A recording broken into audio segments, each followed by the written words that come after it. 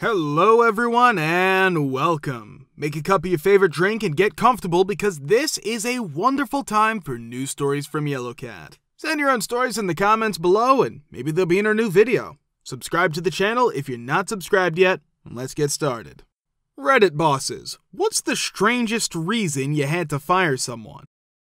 As a shift manager in a small store, I was going to train this girl for her first full shift on a busy Sunday. It was supposed to be my favorite worker, her and me. A favorite worker called in with a real family problem.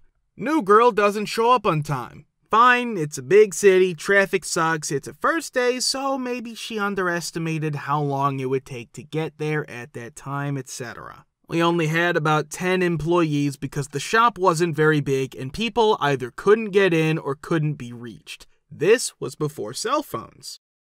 After an hour, I'm so busy that there's a line out the back of the store. I call new girl, mention I'm X from Y, and wondered what time you expect to be in. Is there an emergency or are you having car trouble? Was that today? Do you want me to come in at the same time tomorrow? Blink, blink, blink. Actually, I don't want you to come in at all. I'm sure I said something else after that, and it had to do with the word fired. Can you really fire someone who hasn't done any work? I know what it was, but I can't remember it.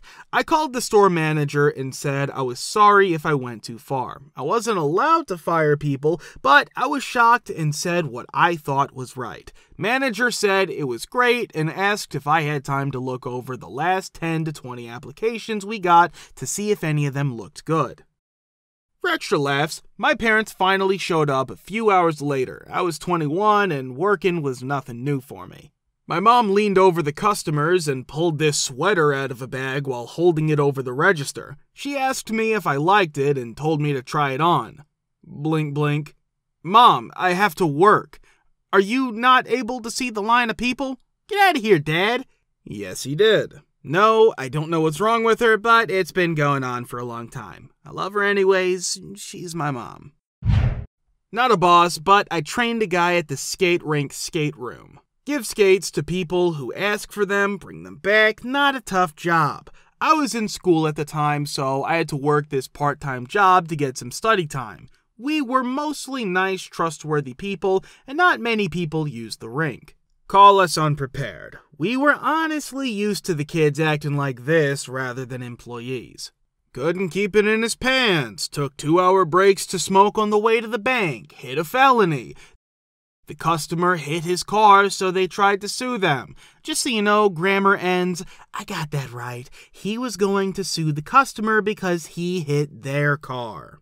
His wife kept calling the rink to make sure he was there when he said he would be. Unfortunately, we had to stop taking her calls because they were so annoying. She made sure to be at the rink every day he was there after she stopped calling. She would watch him from the bar outside the skate room. We finally had to make it so that no one could do that because she kept staring at every woman who came in.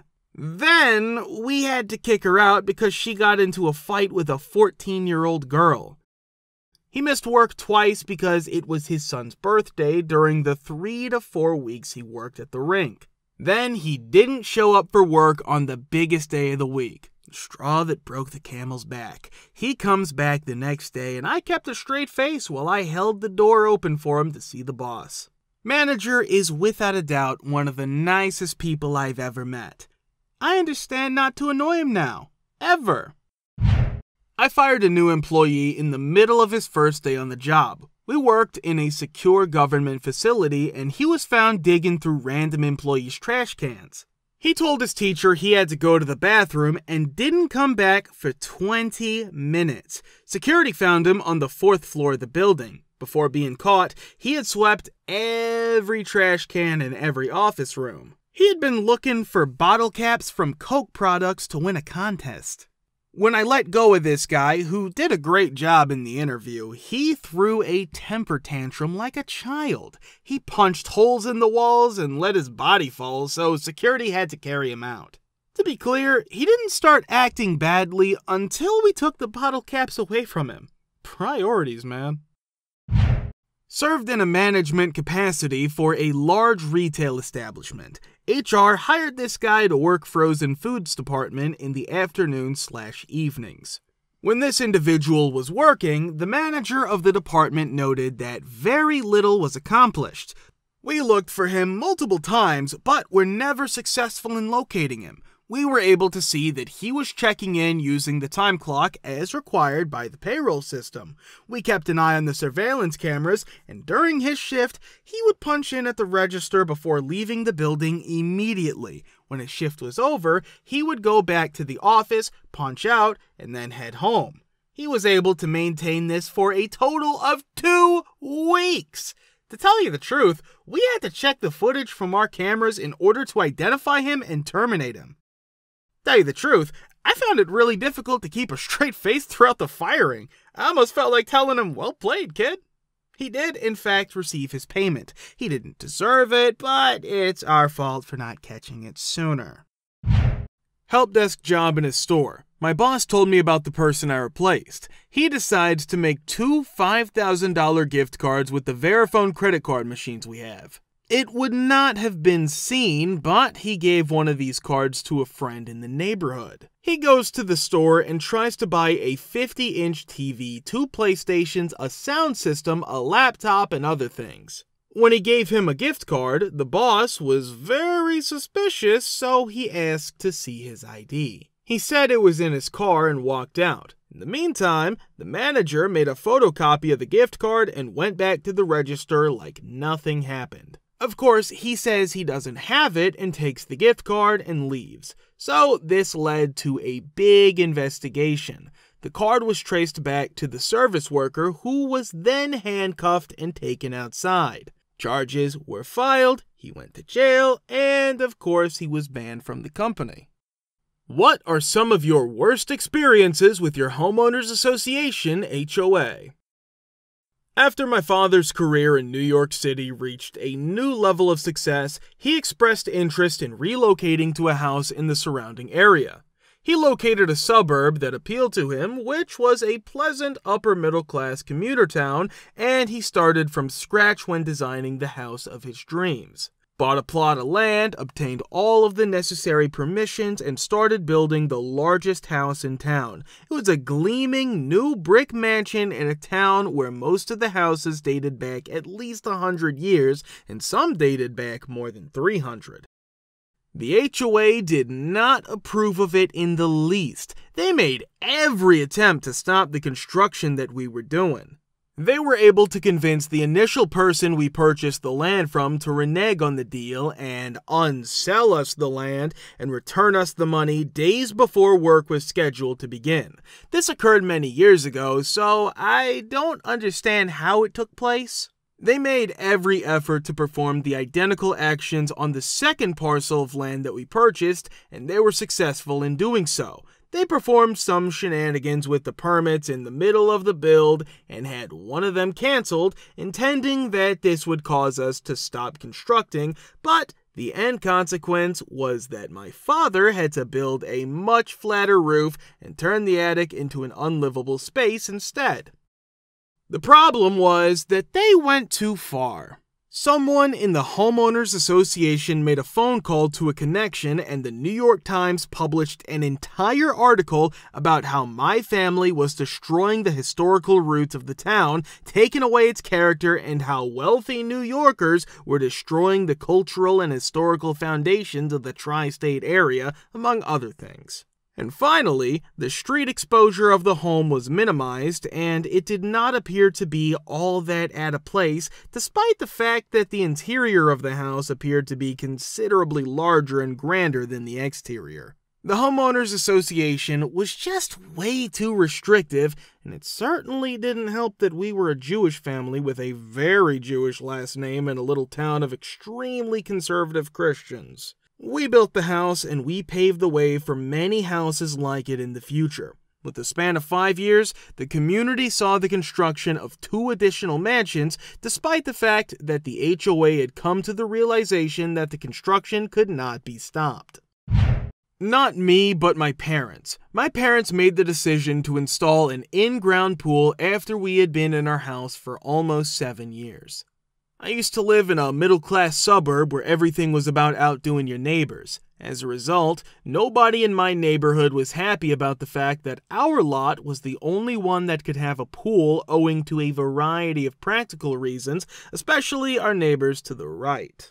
Our neighbors, you see, wouldn't even allow their children to play on the grass. They were the most pretentious when it came to matters of this nature, and as a result, they had stocked the HOA board with themselves and their pals many years ago.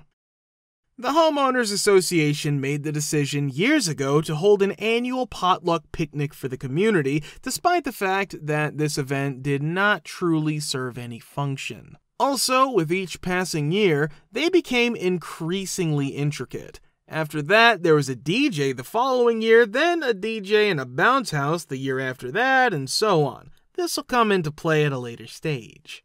Anyway, we're getting this pool, and our neighbors to the right are really unhappy about it. Consequently, all of a sudden, the HOA files a lawsuit against us, accusing us of erecting the fence around the pool on the land of our next-door neighbor. It was about 10 feet from their property, and there was a row of trees between the fence and the property line which had been there for years with no issue, so I'm still puzzled as to where they felt they were going with the lawsuit. Long story short, we countersued them and won big time. Just so happens that the yearly picnics halted, and even now, 15 years later, they haven't started up again. Turns out that even after accounting for the money awarded to us and the legal bills, they are still unable to afford it. On the side, I performed some accounting work for an HOA management company. My personal favorite included the board president of an HOA who sought to punish a member of the association's tenant for a truck. Because it was a commercial truck and featured a ladder rack, he claimed it was in violation of the CC&Rs. The maintenance manager disagreed with the president, but he was having trouble coming up with a polite way to say it, so he asked me for assistance. I looked at the CC&Rs, but they didn't define the phrase, so I looked it up in the state statutes. Even if the tenant had utilized it for commercial reasons, the definition was so limited that it would not have qualified as a commercial vehicle. I informed the president that it didn't fit the requirements. The member needs to be fined, he claimed, because it was offensive. Move the goalposts. I was fully aware that he didn't genuinely care about these requirements and was only acting out of retaliation at this point. My reply was, well, give me the exact definition you're using for unsightly, and I'll find any owners whose vehicles meet it. He realized I had him at that moment because his close friend and fellow board member had a complete beater. Here we're referring to a moving rust heap. In contrast, the truck he was criticizing was a Rolls Royce. He was aware that he couldn't set standards that would bar his pal. Did he finally give up? Nope, he simply decreed that we fine the offender, that his word is law, and that there will be no further discussion of the matter. He had stopped CCing the board at this point. What then did I do? Well, I copied the entire board as well as the previous email chain in my response. The only words were, HOA President, such an act would subject the HOA to unnecessary financial and legal risk. I, the board, and you have a fiduciary duty to the HOA board members to avoid putting the group in danger. If you do not react, I will carry out this exceedingly foolish action in a morally and legally correct manner that completely eliminates the risk. The only method I can think of to do this is to find every single car that is as ugly or worse than this truck. The names and unit numbers of the members who will also be penalized with this truck are on a list I have produced. Of course, his friend and fellow board member was listed. He made the decision that the issue was still open and that he would reply once more before changing the subject. When his friend read the email correspondence and realized that the president had taken a course that might have resulted in a fine, I wonder what he thought. Edit. Luckily, he decided to keep it quiet, but he's already ruined his reputation. He's been suspended. Our HOA president, ex-New York 5'2" goatee mini Neapolitan, is inspecting the backyard of a person with whom he has had run-ins in the past. Homeowner asks why this guy is in his yard when he steps outside.